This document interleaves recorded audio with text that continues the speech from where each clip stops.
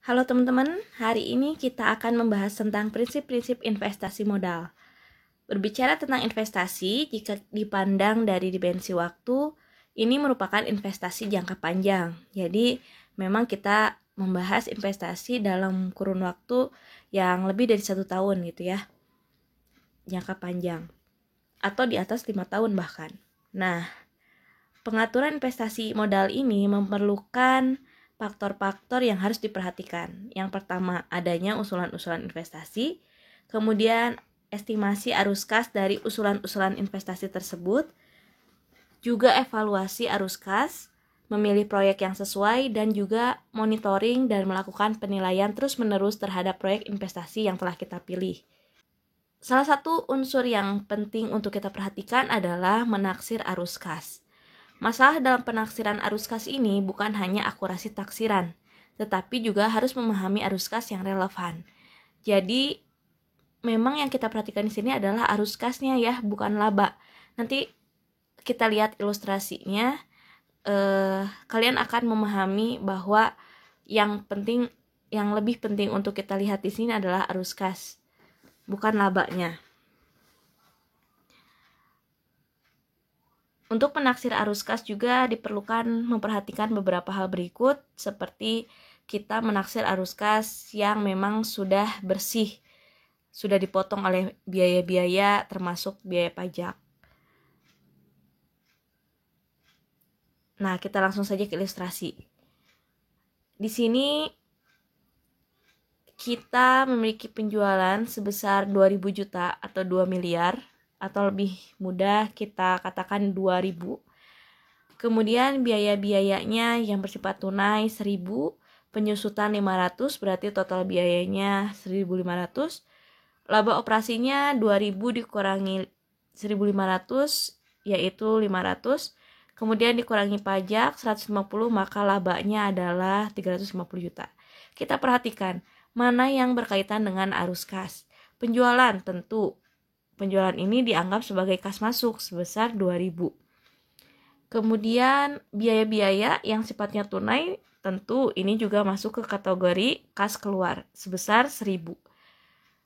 Penyusutan, bagaimana dengan penyusutan? Penyusutan tidak terkait dengan kas. Kenapa? Karena penyusutan ini berkaitan dengan nilai aktiva. Misalnya kendaraan, gedung, yang tadinya misalnya 100 juta tahun ini, maka tahun depan berkurang menjadi 90 juta nilainya ya. Jadi penyusutan tidak berkaitan dengan mengeluarkan atau menambah kas. Lantas, biaya apa saja yang masuk di arus kas? Berarti 1.000 dan 150. Sehingga ketika kita kurangkan 2.000 dikurangi 1.150 adalah kas masuk bersihnya 850 juta. Di sini ada selisih ya. Ternyata menurut arus kas, labanya itu lebih besar. Kas masuk bersihnya itu lebih besar daripada laba. Berdasarkan ilustrasi tersebut, dapat disimpulkan bahwa kas masuk bersih sama dengan laba setelah pajak ditambah penyusutan. Apakah betul? Kita cek ya. Tadi kas masuk bersihnya 850 juta. Laba 350 dan penyusutan 500. Ketika kita jumlahkan ternyata memang betul ya, sesuai dengan 850 juta. Pada akhir periode, adapun nilai sisa, kalau aktifanya ada nilai residu, berarti ditambahkan ya nilai residu atau nilai sisa. Nah, metode-metode dalam menilai investasi ada 5 yang populernya. Yang pertama, net present value, kemudian profitability index, payback period, average rate of return, dan internal rate of return. Nah, kita akan bahas satu persatu, mulai dari net present value. Karena sebelumnya kita sudah berbicara tentang time value of money atau nilai waktu uang, maka kali ini pun kita akan membawa teori tersebut ya. Kita akan mengaplikasikannya dalam menentukan investasi modal. Di sini kita contohkan kita saat ini membeli sebidang tanah dengan harga 50 juta. Selesai membayar, suatu perusahaan menghubungi kita dan mengatakan bahwa perusahaan tersebut bersedia membeli tanah tahun depan dengan harga 60 juta. Kalau kita lihat dengan hitungan kasar, ada selisih di sini. Kita membeli 50 juta dan orang lain ingin membeli dari kita sebesar 60 juta. Berarti ada laba sebesar 10 juta untuk kita ya. Kalau kita menghitung secara cepat. Tapi ada yang harus kita perhatikan dan gak boleh kita lupain, yaitu kapan dia akan membayar. Ternyata dia akan membayar tahun depan. Apakah bisa disamakan uang 60 juta hari ini dengan uang 60 juta tahun depan? Maka kita harus menghitungnya dengan net present value.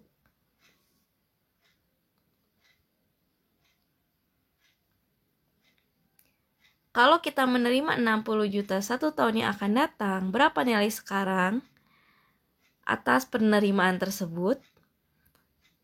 Kita anggap bunga yang relevan adalah 15%. Maka ini menurut rumus ya, 60 juta dibagi 1 ditambah 0,15 hasilnya 52,17. Atau kalian bisa juga pakai rumus yang tabel ya, 60 juta dikali tabel VV untuk 15% tahun pertama ya, tahun depan.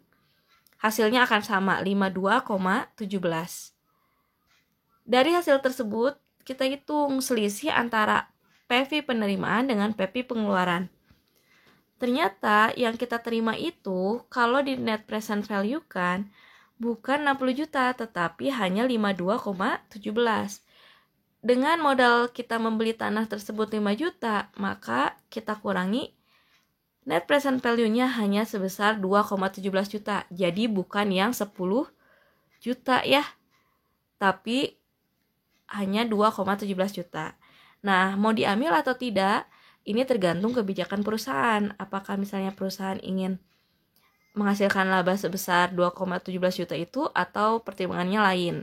Tapi kalau misalnya kita pakai konsep dasarnya ya, ketika hasilnya positif ya berarti kita ambil labanya gitu ya. Keputusannya adalah terima suatu usulan investasi yang diharapkan jika NPV positif dan tolak jika NPV-nya negatif. Karena ini masih positif meskipun cuma 2 juta, maka investasi ini dapat kita ambil. Gitu ya teman-teman, mudah ya cara mengaplikasikan net present value ke dalam contoh kasus gitu ya. Kalau ternyata NPV-nya ini 40 juta, ya berarti kita rugi 10 juta kan? Ya berarti jangan diambil investasinya, seperti itu.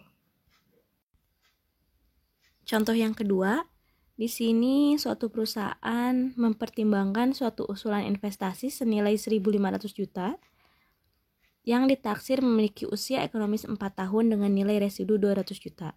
Jadi di sini ceritanya perusahaan mau beli aktivanya senilai 1,5 M dengan nilai residu 200 juta dan usia ekonomis 4 tahun.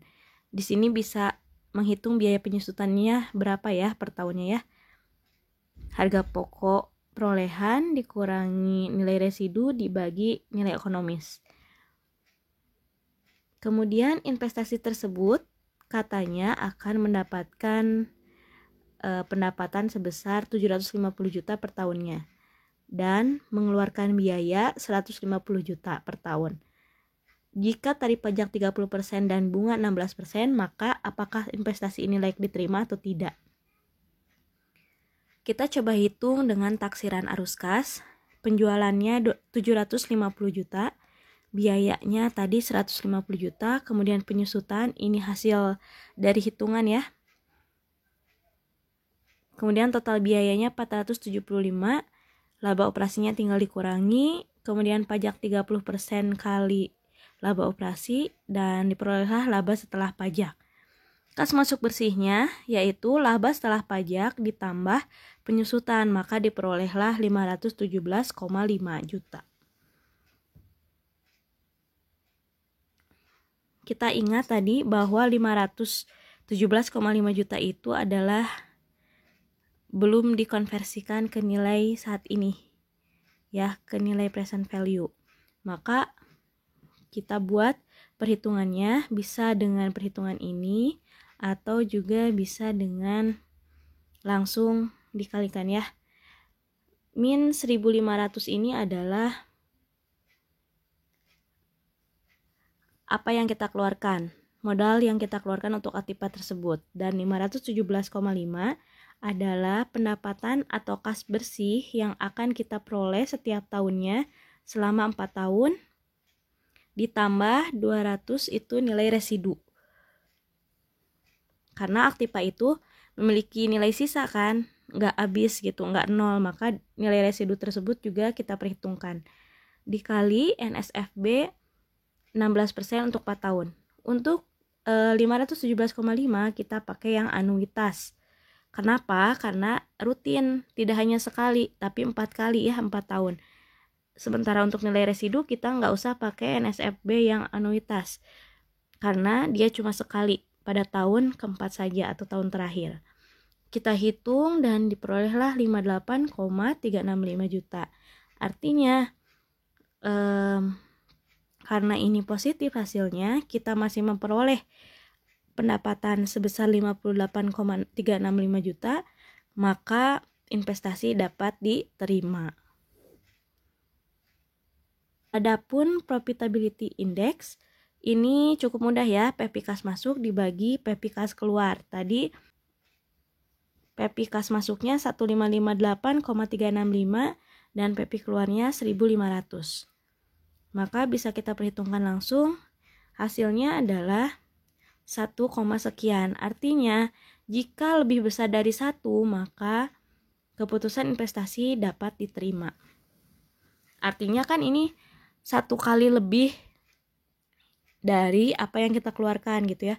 Kalau misalnya lebih besar, apa yang diterimanya ya bisa 2 kali lipat, 3 kali lipat, dan lain-lain.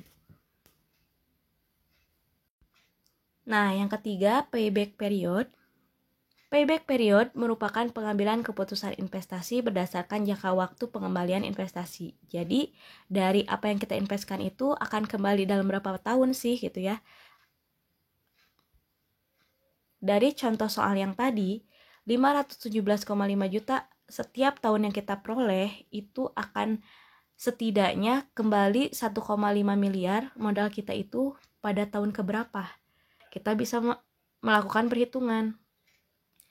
2 dikali 517,5, 1 miliar 35 juta ternyata ya. Dalam waktu 2 tahun. Sisanya 465 juta itu akan diperoleh di tahun ketiga. Lebih tepatnya adalah dalam waktu 2 tahun lebih 10,78 bulan atau 2 tahun lebih 11 bulan gitu ya. Dengan perhitungan seperti ini. Kalau misalnya perusahaan memiliki kebijakan bahwa investasinya ingin kembali dalam waktu 2 tahun, maka investasi ini akan ditolak karena dia tidak memenuhi kriteria. Tapi kalau misalnya perusahaan tidak masalah dengan pengembalian modal lebih dari 2 tahun, maka investasi dapat diterima. Gitu ya teman-teman. Jadi untuk payback period seperti itu. Nah, 2 metode lainnya akan dibahas di pertemuan berikutnya. Pertemuan sekarang kita cukupkan dulu sekian. Mudah-mudahan kita bisa berdiskusi di forum. Terima kasih banyak atas perhatiannya.